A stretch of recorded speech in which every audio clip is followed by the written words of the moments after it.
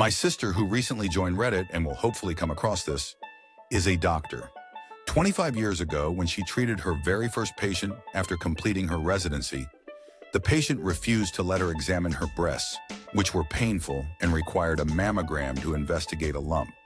When my sister asked why, the woman, a 30-year-old single individual, bluntly replied, "Oh, that's something lesbians do. It's against God's will." My sister loves recounting this story during family dinners, especially in front of our more religious relatives. While I'm just an EMT, I'd like to contribute to this discussion. I once had to explain to a patient suffering from severe pneumonia and their family that you don't catch colds simply from exposing your skin. The family was adamant that I didn't know what I was talking about since I'm not a doctor. Trying to clarify that an infection requires a foreign organism to enter the body felt utterly ridiculous to them. Edit. I want to thank everyone who sent messages of appreciation for the work EMTs and paramedics do. Your kindness makes dealing with the endless stream of professionals doubting us far more tolerable. My brother, a general practitioner in rural Tennessee, often shares stories of his patient visits. They typically go like this. MD, you're pre-diabetic, have high blood pressure, and are experiencing joint pain. Have you been exercising and cutting back on sugar and carbs? Patient, yes, but it doesn't seem to help. Can you prescribe stronger medication? MD, let's discuss your diet. How much water do you drink daily? Patient, I don't like water, but I add extra ice to my sweet tea to make sure I stay hydrated. MD, explaining that isn't nearly enough. How much sweet tea are you drinking each day? Those are loaded with sugar. Patient, I grab a large one from Hardee's or McDonald's with my breakfast and another on my way home for dinner. At home, I'll have 1 or 2 glasses as well. MD, that's a lot of sugar and a lot of fast food if you're eating it twice a day. What do you eat at home? Patient, I don't like cooking, so I mostly stick to Little Debbie snack cakes. MD, those also contain a lot of sugar. Patient, I thought cutting out Mountain Dew was enough. Now you're saying I can't have my snacks or regular food? What am I supposed to do? Eat salads all the time? Why can't you just adjust my medication? A nursing student I once taught laughed and loudly exclaimed, "How can someone even get an STD in their mouth?" Ah, the naivety of youth. My stepmom, an ER nurse, used to share hilarious patient stories. One of my favorites involved a severely intoxicated man showing symptoms of alcohol poisoning. They inserted a urethral catheter to prevent him from urinating on himself, but he didn't understand what it was or why it was placed in his penis. He kept fiddling with it and at one point tried to pull it out. My stepmom, who isn't known for her subtlety, leaned in close and whispered, "If you pull that out, your penis will never work again." Unsurprisingly, he stopped touching it after that. I'm not a doctor, but I think this story is relevant. Before having kids, my mom grew up completely unaware that breasts could be used to nurse a baby. Her parents never discussed anything considered taboo, including sex, homosexuality, or even basic reproductive information. She only learned about these things after giving birth to her first child at the age of 16. I'm a medical assistant for a cataract surgeon, and here's an important warning. If you consistently sleep with your contact lenses in, they can fuse to your eyes and require surgery for removal. Yes, this can lead to blindness. Please, for the love of all that's good, don't sleep in your contact lenses.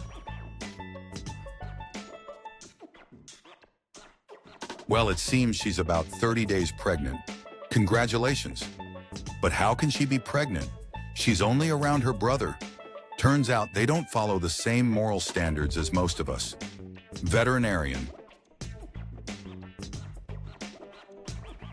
As a fresh graduate with idealistic expectations for my medical career, I encountered an elderly woman during my second week on the job.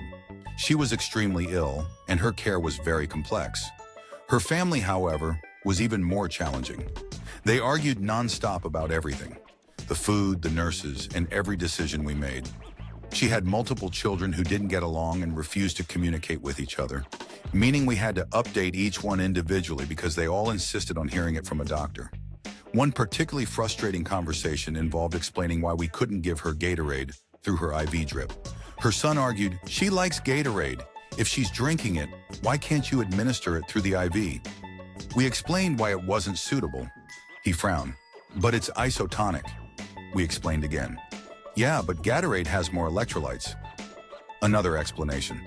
"Salt water seems cheap. Can't you give her something closer to Gatorade with electrolytes?" This went on for 2 hours and repeated daily during her stay. Later, I told my fiancé about it, and he showed me a scene from Idiocracy on YouTube. I just sat there speechless.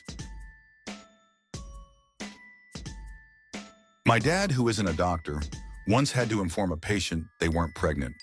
The patient was male. I had to explain to someone that drinking over 30 cups of coffee a day might be the cause of their anxiety and insomnia. They flat out refused to stop or consider decaf. I'm not a doctor, but my human sexuality professor in grad school shared some fascinating experiences. He worked often in conservative Christian communities where couples would marry without any sex education. One couple came to him because they couldn't conceive. It turned out they thought sleeping together just meant sharing a bed. Another couple sought therapy because neither enjoyed sex or had ever experienced an orgasm. After walking them through their bedroom routine step by step, he discovered that the husband was simply inserting himself and not moving. The professor suggested trying movement. The couple returned for one last session to say, "Thank you," and never needed further help. I'm a paramedic and recently transported a man who had gone to the local hospital on his own and was diagnosed with a heart attack STEMI. He needed to be transferred to a larger hospital for treatment. While assessing him, I asked how long he'd been experiencing chest pain. He replied, "On and off for about a year." I then inquired about his family history, one of the most significant indicators. He said, "Oh yes, my dad died of a heart attack. My brother also died of a heart attack. Both passed away suddenly with no warning." So he had been dealing with recurring chest pain for a year and had a family history of immediate male relatives dying from heart attacks, yet he had never sought medical help. Moreover, the only reason he came to the hospital that night was because his family pressured him into it. I told him he deserved a solid kick in the rear. To his credit, he agreed. I know I'm late to the conversation, but maybe someone will find this funny. A few years back, my friend and I were talking about human anatomy. He started this whole spiel about how all men have uteruses because his college professor said so. I'm not sure if the professor was discussing transgender men and there was some misunderstanding, but I had to explain to this grown man that neither he nor any biologically male person has a uterus. I sent him diagrams and told him to look it up himself if he didn't believe me. His response: "Those are fake. My professor said so." When I asked him where he thought his uterus was, he confidently replied, "The same place yours is."